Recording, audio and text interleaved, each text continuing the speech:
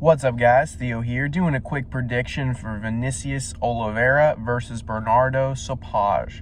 So right now, Vinicius Oliveira is a minus 130 favorite, and the comeback on Bernardo Sopaj is plus 105 on DraftKings. And guys, I like Bernardo here.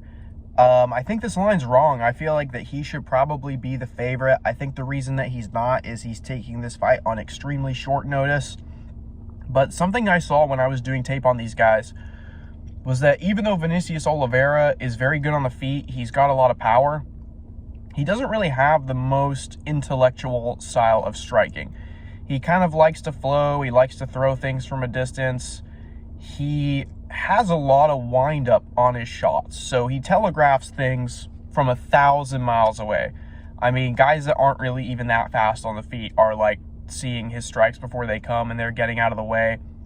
And then usually what he does is he kind of lulls you into a sense of confidence, and he ends up almost like blitzing you and knocking you out with like a crazy combination.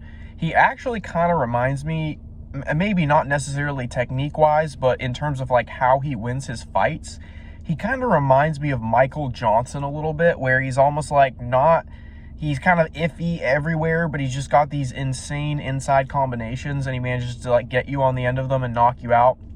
But the thing about it, man, is that it takes him a while to do that sometimes, and sometimes he's like losing the entire fight until he finds that shot, which was the case in the fight that he had right before he fought on Contender Series. He basically was losing the entire fight against this Asian fighter until in like the third or second round or something like that, late second round, third round, he managed to find the knockout. But like I said, this guy's shots are very telegraphed, and he allows himself to get taken down and wrestled a lot. And, you know, when I was doing tape on Bernardo, I'm not exactly sure how to pronounce his last name, Sopaj, I guess. Sopaj, I don't really know, so I'm just going to call him Bernardo. The thing about this guy is that he's quite well-rounded. His last few wins have actually been by finish, and before that he had lost twice by decision, once by split decision, once by unanimous decision. So he's not getting finished. He's only losing decisions, and he's finishing guys himself, and he has kind of a physical, scrappy quality that I like to him. He seems very well-rounded. He seems willing to wrestle people, take them down, and he's good on the ground. He's aggressive with strikes on the ground, and he can submit people. He seems very well-rounded. For some reason, we've been seeing a ton of these guys lately, these like very well-rounded MMA guys where you can tell that they probably did not start in another art. I don't know that about Bernardo. I didn't do tons of research on him beyond just taping some of his stuff. But to me, he looks like one of these new age MMA guys where he's very well-rounded, good takedowns. And, you know, Vinicius Oliveira, he allows himself to get taken down and wrestled quite a bit in his fights. He does manage to get up sometimes, but he's not as hard to take down as somebody with his frame really should be. He should be good at avoiding takedowns and stuffing takedowns with how kind of long and lanky he is for the weight class, but he seems to get controlled quite easily on the ground. So that's not very good against a guy who is coming off of a TKO off the ground and a couple submissions. It doesn't look very good at all. And this guy, Bernardo, he's very physical, man. And you got to think, this guy's training out of All Stars. All Stars is a legit gym.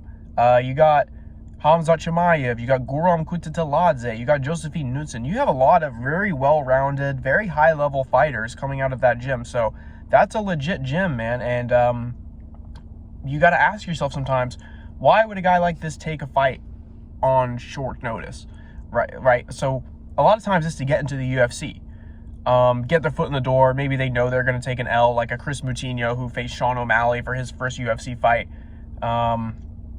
You know, I find it hard to believe he thought he was going to win that fight going in. I think that's the case a lot of times. But, you know, to me, I have a feeling, I mean, if I was a fighter in that position and I knew I was talented and good enough to be in the UFC, I would be waiting for an opportunity to jump in, but I wouldn't do it against just anybody. I would try to do it against somebody that I know I can beat, right?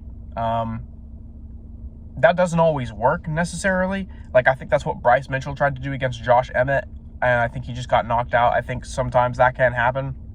So it's not that Vinicius Oliveira can't knock Bernardo out here. It's that I just feel like Bernardo is a more well-rounded MMA guy at the moment, whereas Vinicius Oliveira almost looks like he wants to be like a kickboxer or something. He is not really blending together all of the arts super well, although he is quite dangerous. The guy's also got a decent amount of losses, so, you know, he's been bested inside the octagon, and he's going up against a guy who's probably training in a slightly better room than he is. I don't really know where Vinicius trains out of. I don't want to assume that it's shoot the box. I've never seen him associated with any other shoot the box guys, so I don't know if that's the case. I don't have topology pulled up in front of me right now. But I would assume that this guy's training at All-Stars. I mean, he's getting rounds in with some very good fighters. So plus 105, that's not a bad price for him.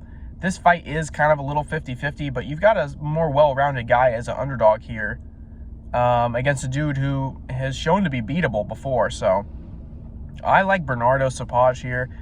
I may or may not take a 0.25 unit bet on him or something. Really depends. I want to kind of see him on the scale, see how he matches up against Vinicius here, and then maybe we'll make a decision on that. But the pick is going to be Bernardo Sopaj, guys. Keep it locked in. More picks coming later this week.